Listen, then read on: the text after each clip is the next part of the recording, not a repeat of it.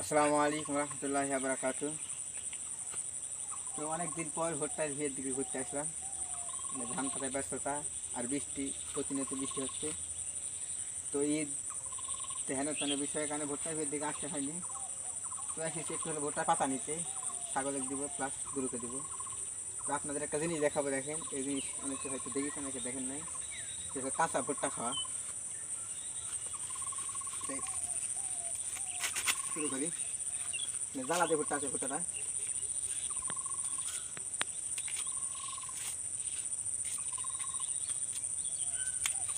কি আছে, দানা আছে আছে মাশাআল্লাহ, অনেক সুন্দর দানা দিচ্ছি। আর এত পরিমাণ বৃষ্টি হচ্ছে এবছর, প্রায় দিনই বৃষ্টি। গতকাল আর একটু আবহাওয়া ভালো আছে, আর কবে জানি আবহাওয়া খারাপ হয়।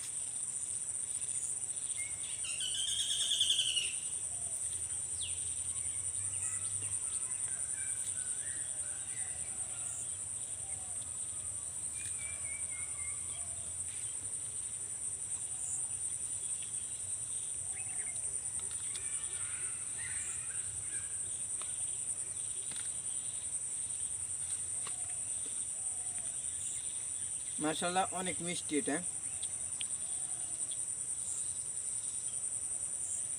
এই যে দেখেন দানা কি পরিমাণ আছে। এই মানে এই বয়সের ভুট্টাটাই অনেক সুস্বাদু হয়। এর থেকে জ্বালা যেটা আছে ওটাও খাওয়া যায়। তো পোক্তা হলে কাঁচা খেতে পারবেন না, তখন আপনার বড়া বা অন্য যাতে কিছু তৈরি করে রাখবেন।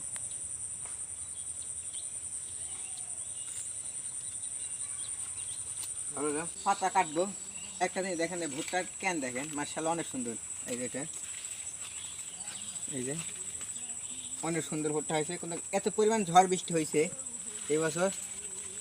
তো মাশাআল্লাহ মানে ভুট্টার গাছ অত পরিমাণ ক্ষতি হয় না, কিন্তু ঝড় বৃষ্টি হলে সবচেয়ে বেশি ক্ষতি হয় ভুট্টার জন্য। সবচেয়ে মারাত্মক রোগ বা বলতে পারেন, দুর্যোগ বলে, মানে ভুট্টার কারণে। যে বছর ঝড় বেশি হয়, বছর ভুট্টা একবারে ভেঙে নষ্ট হয়ে যায়। তো গত ভিডিওতে দেখাচ্ছিলাম একটা, যে ভুট্টার গাছ ভেঙে গেছে, কি কোন সাইজের গাছ ভাঙে বেশি, সবচেয়ে বেশি। তো দেখি পাতা কাটি ভিতরে একটু দেখি। তো এখানে গামছা করে নিচ্ছি যেন চোখ না কাটে।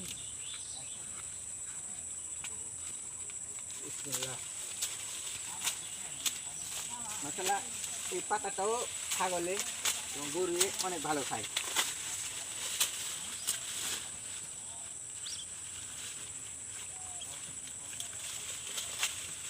খুব ভালো খায় বলা যায়।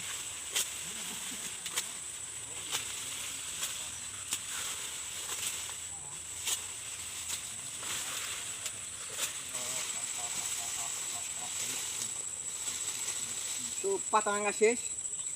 তো ভিতরে আর 2-3 থেকে আছে, দেখেন এই যে এগুলো বোঝা বান্ধে ভ্যান ওখানে রেখে দিয়েছি। ভ্যানে উঠাবো।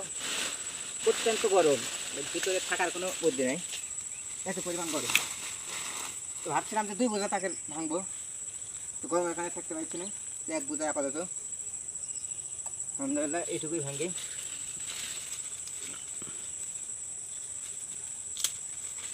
যে পরিমাণ গরম, মনে হয় রাত্রে বৃষ্টি নামবে। আল্লাহ, তুমি ভাইতে নিয়ে রাখবো তো ভালো বান্ধব তুলে দাও, তুলে দাও। আল্লাহ হাতে কাঁদো করেছি, একটা শহরের মানুষ।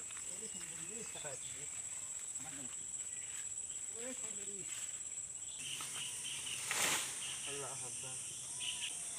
আল্লাহ।